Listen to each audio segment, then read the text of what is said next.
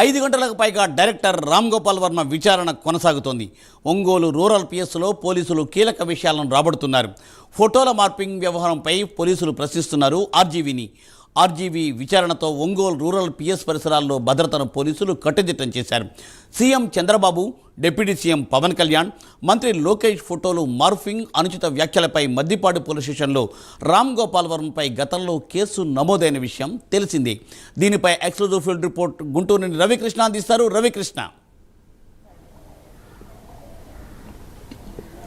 మూర్తి, ఏదైతే రామ్ గోపాల్ వర్మకి సంబంధించి విచారణ అయితే మాత్రం 6 గంటల పైగా కూడా కొనసాగుతూనే ఉంది. ఈ విచారణ కంప్లీట్ అయ్యేందుకు మరొక 2 అవర్స్ పట్టేటువంటి పరిస్థితి అయితే ఉంది. 2 అవర్స్ పడుతుందా లేకపోతే రేపు తిరిగి విచారణ ప్రారంభిస్తారా అనేది ఒకసారి ఆ విచారణ ఈరోజు విచారణ కంప్లీట్ అయిపోయిన తర్వాత అక్కడ ఉన్నటువంటి ఎవరైతే స్టేషన్ ఆఫీసర్ ఉంటారో ఆయన ప్రెస్ మీట్ పెట్టి చెప్పడం ద్వారా తెలుస్తుంది. ప్రధానంగా కూడా ఏదైతే ఈ రామ్ గోపాల్ వర్మకి సంబంధించి గత ఎలక్షన్స్కి ముందు మాత్రం ఆయన వ్యూహం అనేటువంటి ఒక చిత్రాన్ని తీశాడు. ఆ చిత్రాన్ని ఎస్పెషల్లీ కూడా వైసీపీ పార్టీకి అనుకూలంగా ఉండే విధంగా కూడా తీశాడు. తీసిన తర్వాత అది రిలీజ్ చేసినటువంటి సందర్భంలో దాన్ని పబ్లిసిటీ చేసే అంశంలో మాత్రం ఆయన ఎవరైతే అప్పుడు ప్రధాన ప్రతిపక్షంగా ఉన్నటువంటి టీడీపీ పార్టీకి సంబంధించినటువంటి జాతీయ అధ్యక్షుడిగా ఉన్నటువంటి చంద్రబాబు, అదేవిధంగా కూడా లోకేష్, అలాగే ఇక జనసేన పార్టీకి సంబంధించినటువంటి అధ్యక్షుడిగా ఉన్నటువంటి పవన్ కళ్యాణ్కి సంబంధించి చిత్రాలను మాఫింగ్ చేసి దాన్ని ఎక్స్లో పెట్టడం వల్ల అక్కడ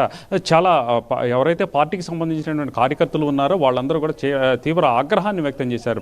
అనంతరం దానికి సంబంధించి కేసు నమోదు చేయాలని ప్రయత్నించినప్పటికీ కూడా పోలీస్ స్టేషన్లో ఫిర్యాదు చేసినప్పుడు కూడా ఎవరు కూడా కేసు అయితే మాత్రం దాన్ని ఎఫ్ఐఆర్ నమోదు చేయలేదు. ఆ తర్వాత కూటమి ప్రభుత్వం వచ్చిన తర్వాత నవంబర్ 10వ తేదీన ఏదైతే మద్దిపాడు గ్రామానికి సంబంధించిన టీడీపీ కార్యకర్త అయినటువంటి రామలింగయ్య కేసు ఫిర్యాదు ఇవ్వడం జరిగింది. వెంటనే కూడా 7 సెక్షన్లతో రామ్ గోపాల్ వర్మ మీద కేసు అయితే కట్టారు. కట్టిన తర్వాత ఆయన్ని 19వ తేదీన ఆయనకి నోటీస్ ఇచ్చి 41A నోటీస్ ఇచ్చే సందర్భంలో ఆయన 41A నోటీస్ తీసుకున్నాడు, కానీ ఆయన అయితే హాజరు కాలేదు. ఆ తర్వాత 28వ తేదీన అంటే నవంబర్ 28వ తేదీన అయితే ఆయన అక్కడి నుంచి ఎస్కేప్ అయ్యాడు. ఆ తర్వాత ఆయన ట్విట్టర్లో మాత్రం పోలీసులకు సంబంధించి చాలా ఛాలెంజింగ్ చేస్తూ కూడా ఆయన పోస్టు పెట్టినటువంటి పరిస్థితి. తర్వాత తను ఎట్టి పరిస్థితుల్లో కూడా పోలీసులు అరెస్ట్ చేస్తారన్నటువంటి దీంతో ఆయనైతే మాత్రం హైకోర్టుకు వెళ్ళాడు. హైకోర్టులో కూడా ముందస్తు బెయిల్ ఇవ్వలేదు. ఆ తర్వాత సుప్రీంకోర్టు వెళ్ళాడు. సుప్రీంకోర్టులో కూడా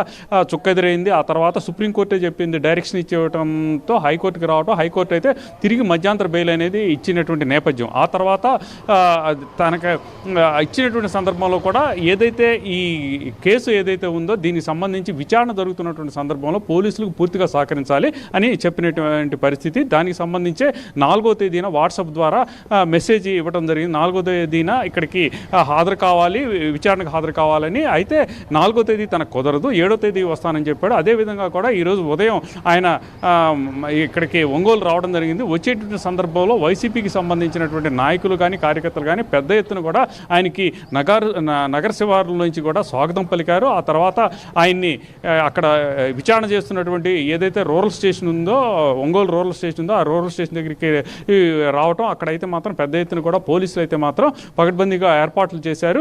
ఆయనతో పాటుగా కూడా ఆయనకి సంబంధించి అక్కడ ఒక లాయర్ శ్రీనివాస్ అనేటువంటి లోకల్ లాయర్ని కూడా లోపలికి అనుమతించడం జరిగింది. దీనికి సంబంధించి ఇప్పటికీ 6.5 గంటలుగా కూడా విచారణ అయితే కొనసాగిస్తూ ఉన్నారు. దీనికి సంబంధించి విచారణ చేస్తున్నటువంటి అధికారి ఎవరైతే సిఐ శ్రీకాంత్ ఉన్నారో ఆయనకి అయితే మాత్రం చాలా మంచి ఆఫీసర్గా పేరుంది. ఇలాంటి ఇన్వెస్టిగేషన్ చేయడంలో కూడా చాలా సిద్ధహస్తుడైన పేరు. అదేవిధంగా కూడా ప్రజెంట్ అయితే మాత్రం ఒక 60 నుంచి 70 క్వశ్చన్స్ తయారు చేసి దానికి సంబంధించి ఆన్సర్స్ రాబట్టే పరిస్థితి ఉన్నట్లుగా కూడా మనకి లోపల నుంచి వచ్చినటువంటి కొంతమేరకు సమాచారం ఇది అయ్యి ఉండొచ్చు, అయిపోవచ్చు. కాకపోతే మాత్రం ప్రధానంగా కూడా ఫోకస్ చేసింది ఆ పోస్టులు పెడతంతో పాటుగా కూడా ఏదైతే వ్యూహం చిత్రం ఉందో ఆ వ్యూహం చిత్రం తీయటానికి కారణం ఏంటి, ఎవరి ప్రోద్బలంతో ఆ సినిమా తీశారు, ఎవరు ఫైనాన్స్ చేశారు, దానికి ప్రధాన కారణం ఏంటి, ఎవరిని టార్గెట్ చేసి ఈ విధంగా చేశారు అనేదితో పాటుగా కూడా ఏదైతే ఫైబర్ నెట్కి సంబంధించి ఫైబర్ నెట్ ఖాతా నుంచి